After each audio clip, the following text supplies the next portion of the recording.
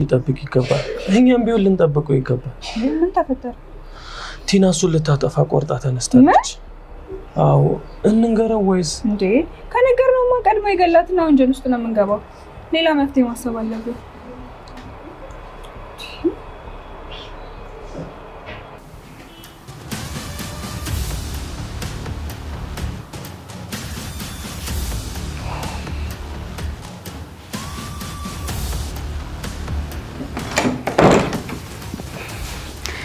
እንዴት አመሸህ ጌታ?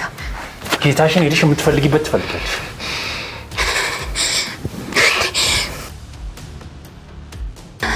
በእናትህ ዞር አድርግልኝ። ሰላም ቤተሰብ እንዴት ናችሁ? አላችሁ? ከኔ ጋር ሰላም ነው፣ እግዚአብሔር ይመስገን። ቤተሰቦች እንግዲህ መግቢያው ላይ እንዳያችሁት ማለት ነው ትሁት ድራማ ብዙ ነገሮችን የሚያስተምር ድራማ ነው። በጣም አሪፍ ነገር ነው። እዩት እየገባችሁ ነው። መግቢያው ላይ ትንሽ ቆርጫ አስገብቼላችኋለሁ ማለት ነው። እኔ ይናፈቅ ነገር ቢኖር ቲና ስታለቅስ ትሁት ስታላግጥ ማየት ነው ናፈቁኝና እግዚአብሔርን በቃ ለብር ብለን ምን ያክል ርቀት እንደምንሄድ ምን ያክል ብር በቃ እውር እንደሚያደርገን ምናምን በጣም ያየሁበት ድራማ ነው።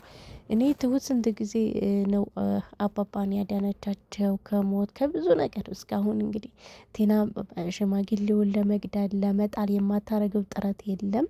በጣም ብዙ ነገሮችን እየወሰደች ነው ያለች። አሁን አባባ እንደሞተ ነው የምታውቀው እሷ። ነገር ግን እሱ በህይወት አለ።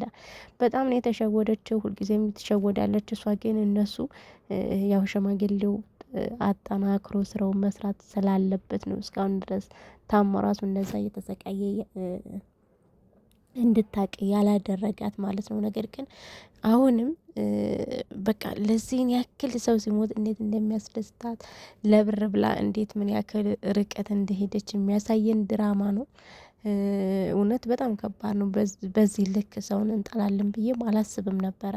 ሁላችንም ከእንደዚህ አይነት ነገር እንድንጠናቀቅ ነው ይሄ ነገር ለህዝብ እንዲታይ የተደረገው። አስተማሪ ድራማ ነው። በጣም ጥሩ ነገር ነው። አዎ እርግጥ አንዳንድ ጊዜ ለብር ብለው ሰው ትዳር የሚይዙ ለብር ብለው ጋብቻ ፈጽመው ከዛ በኋላ መፋታትና መለየት የሚፈልጉ በጣም ብዙዎች አሉ፣ በርካታዎች ናቸው። ግን በዚህ ልክ ደግሞ የባልን አባት ማሳደድ፣ መግደል በጣም አላስፈላጊ ነገር ነው ብዬ ነው የማስበው። ምክንያቱም ብር ነው ያልቃል። ህይወት ግን በጣም ከባድ ነገር ነውና እኔ እንግዲህ ብቻ ትሁት ቲና ባዶ እጇን ስትወጣ ማየት ብቻ ነው የናፈቀኝ። ቤተሰብ እዩት፣ ይህን ድራማ እዩት። እውነት ብዙ ነገር ነው